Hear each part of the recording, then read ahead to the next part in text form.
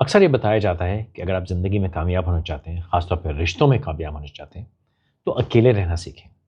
میں اس میں اضافہ کرنا چاہوں گا کہ اگر آپ زندگی میں کامیاب ہونا چاہتے ہیں، رشتوں میں کامیاب ہونا چاہتے ہیں، تو فارغ رہنا سیکھیں۔ کیونکہ اگر آپ فارغ نہیں رہ سکتے تو ایک تو آپ زندگی میں کبھی کامیاب نہیں ہوں گے، اور کامیاب ہو بھی گئے تو کامیابی سے آپ کو خوشی نہیں ملے گی، کیونکہ آپ فارغ نہیں رہ سکتے۔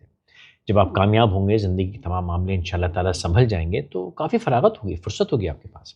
اور جو لوگ فارغ نہیں رہ سکتے، وہ کوئی نہ کوئی مشغلہ ڈھونڈتے ہیں، اور جب مشغلہ نہیں ملتا تو اپنے لیے مصیبتیں کریٹ کرتے ہیں، مصیبتیں ایجاد کرتے ہیں، تاکہ ان کو دو فائدے ہوں۔ ایک فائدہ تو یہ کہ دنیا کو بتا سکتے ہیں کہ بھائی وہ کتنے مظلوم ہیں، ارے بڑی مشکلیں صاحب، کیا بتاؤں، بس مشکلیں جھیل رہا ہوں، ایک سے بڑی ایک مصیبت، یعنی کہ آپ ارب پتی شخص سے بات کرنے کیا حال ہے، ارے بھائی کاروبار کا اب اتنا پیسہ تیرے پاس، کیا مشکل ہے تجھ کو، تو اس کو رونے کی وجہ مل جاتی۔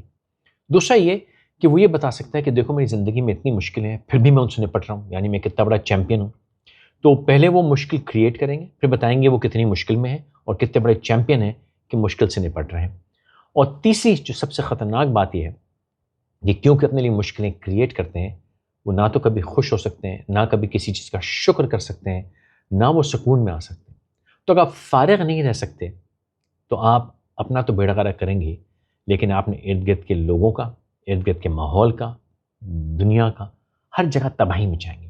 تو فارغ رہنا سیکھیں، کیونکہ دراصل انسان کی فطرت، اصل جو انسان کی کیفیت ہے وہ فراغت کی ہی ہے۔ یہ کام، کاروبار، دھندا، نوکری، دوڑ دھوپ، فساد، جھگڑے، جنگ، تباہیاں، یہ مشغلے ہیں ان لوگوں کے جو فارغ نہیں رہ سکتے۔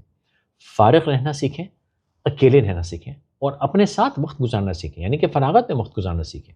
اور جب آپ یہ دو کام سیکھ لیں گے، یعنی کہ اکیلے رہنا اور فارغ رہنا، تو انشاءاللہ آپ زندگی میں بھی اور اپنے رشتوں میں بھی انشاءاللہ تعالیٰ کامیاب ہوں۔